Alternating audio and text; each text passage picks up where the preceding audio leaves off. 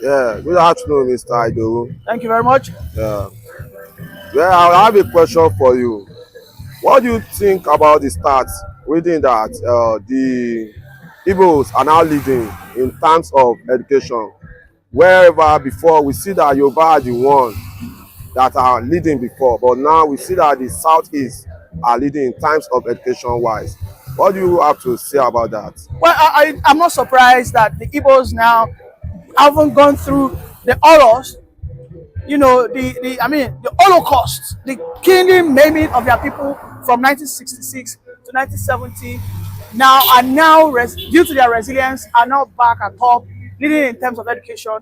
It is because they are thirsty for knowledge. Let me tell you, the Igbos are known to be adventurous. This is why you see that in any place you find yourself, when you don't find an Igbo person, you should ask yourself a question. I don't think this place is a fertile ground. It is that hunger to test for knowledge that is pushing them in the educational sector. Because they want to see why this is this. They question things. They explore, and the Yorubas on the other end are riding on the past glory of we are the ethnic group that had the first university. We used to be the people who started free education, but after the demise of Awolowo, unfortunately, we can see that the Yorubas are falling. The man who was supposed to be the new Awolowo, or who was supposed to carry on the torch of Awolowo, Tinubu, the only thing he has brought upon the Yoruba youth is Agberoism. You will see that Tinubu is one man that empowers Agberos. Yes, he's the one that empowered MC Oluomo. He's the one that started empowering what we call Togri, whereby he gives them garages, he gives them positions, he will subjugate them into that level of reasoning, induce them with money. So you will find graduates. Are you aware that we have graduates who are now motor park managers, who are motor park garage managers, who are Agberos, who believe that why should I go to school? Which is not supposed to be. Thank you for supporting that. So this now is becoming a worrisome issue, whereby you will see a professor, right? Let me use the words of Peter Obi, a professor who is making 600 million. Do you know how much MC Oluomo makes per day? MC Oluomo per day does not make anything less than 5 million.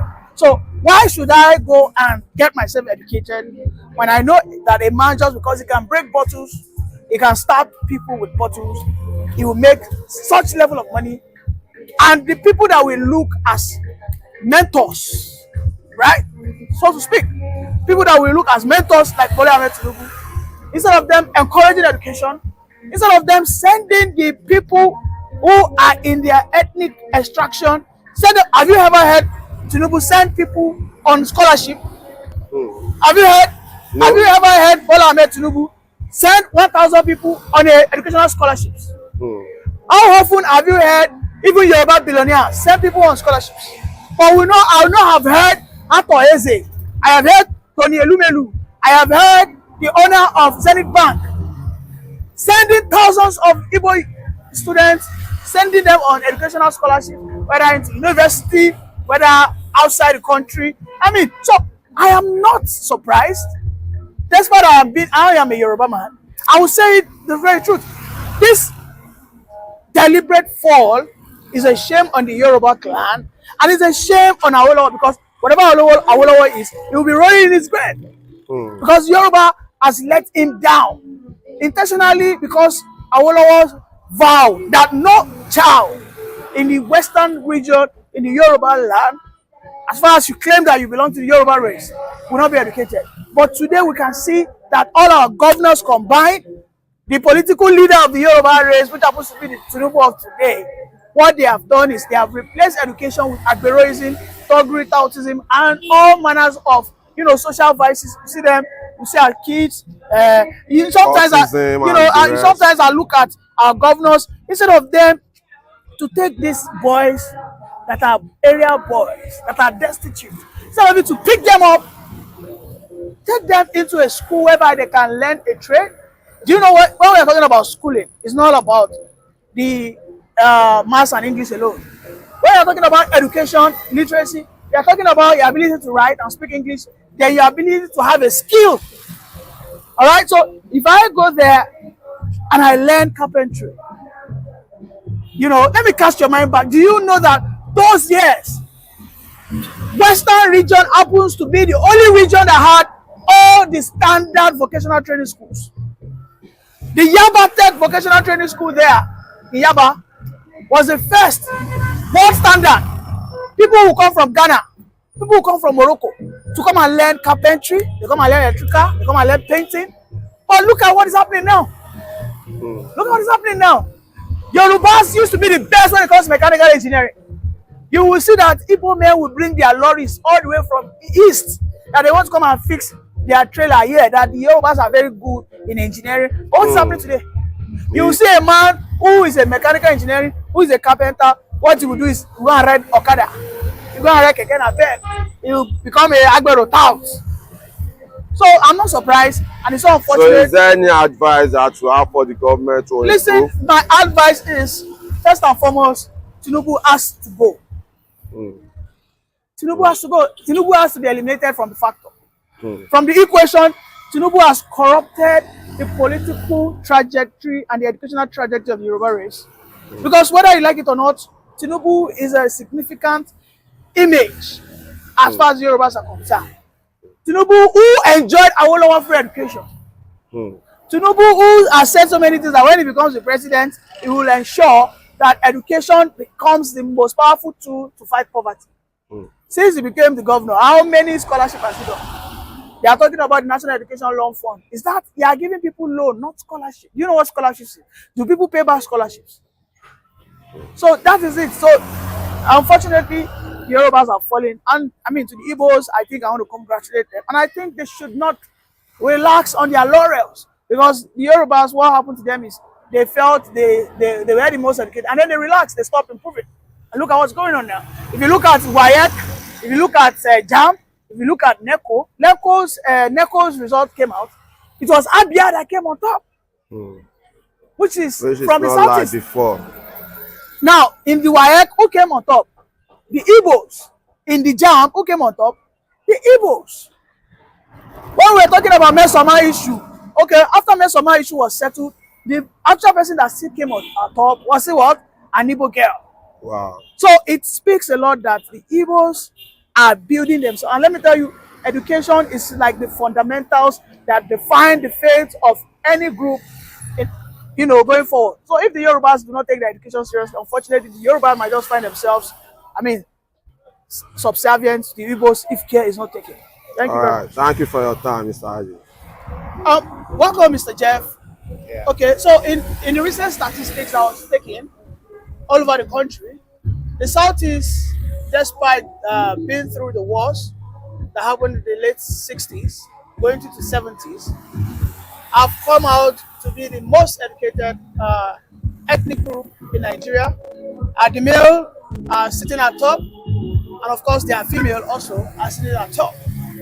I mean, as an Igbo man, you can see the level of marginalization that is going on in the country, especially in the political climate. Do you think it is because the Igbos have not been given a chance, knowing fully well how educated they are? That's why I think Nigeria is where it is today. Well, I think the Igbos, their education and their strive for knowledge is due to their resilience and their innate intention to always conquer wherever they are and to be successful at what they do. So I'm not surprised that they are amongst, if not the most educated ethnic group in Nigeria. Being marginalized, though, has nothing to do with the country. I think the Igbos are not putting themselves in the position to be in positions of power. They are doing themselves a disservice. Nobody will give you power. You have to take it. You have to work for it. So if you're crying foul, that's your business. If you actually want to be relevant in the political sphere, you need to have a long-term plan for it and begin to build it from the grassroots so that you can compete. Nobody's just going to take power and hand it over to you. So I don't think, in my opinion, they are not being marginalized. They're not just doing what is right. They can't even come together to form one strong party. Okay, well, you are saying the Igbos are not marginalized. That's a surprise to me. I mean, if you look at what happened in the election, It seems like they are, but I don't think they you are. know, but in the past election, I mean, there were so many kickbacks, so many. We know what happened, how Peter B was sort of robbed because those are the claims of the obedience. And people are saying because he was an Igbo man, this is why he suffered that.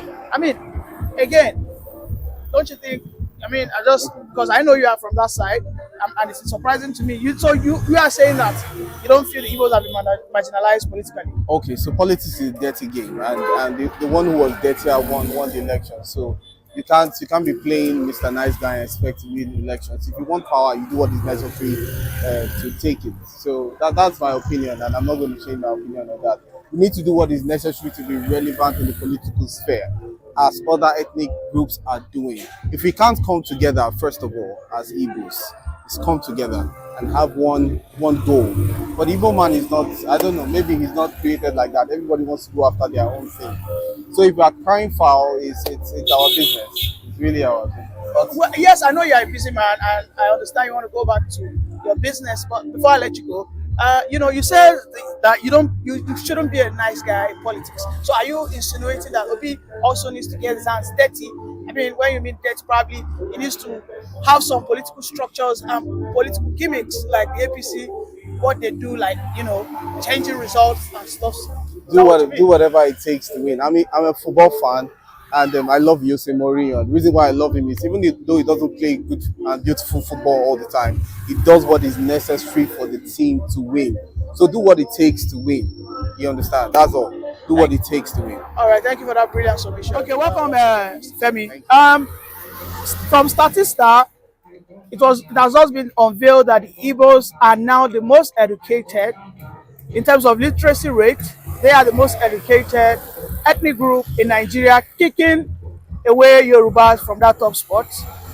Both their males and females are now the most educated. I mean, it shows how bad the Yorubas are falling in terms of education, and now it seems Agberoism it seems to be the order of the day. What's your take?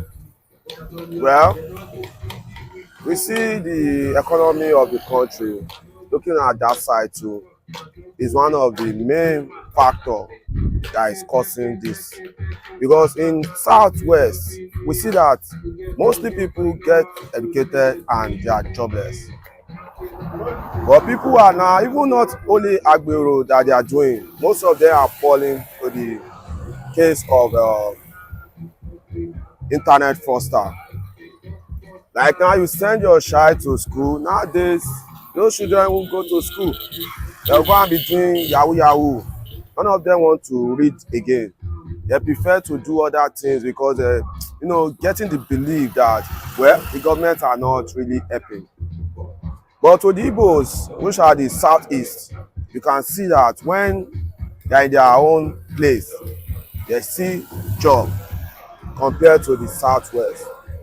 I think that's one of the factors that is contributing to this. Are you saying that the governors or the government of Southeast are better than the government of Southwest? Is that what you're saying? To some states, yes, to some states. Not all of them are that okay, but to some states, let's say Imo State, for example, which I think their governor is really trying. And it's trying, even when their students will graduate, I think it's giving them scholarship to go and further their education abroad. But compared to, well, Lagos State is also trying, but some other states like Osun State, Lagos State, yeah, they are trying. They are trying. They are trying to meet up to standard too. That's what I see. Because most of the students in Lagos State, they have not been able to, meet up. Talking about the work factor, work aspect. Okay, thank you for that brief submission of yours.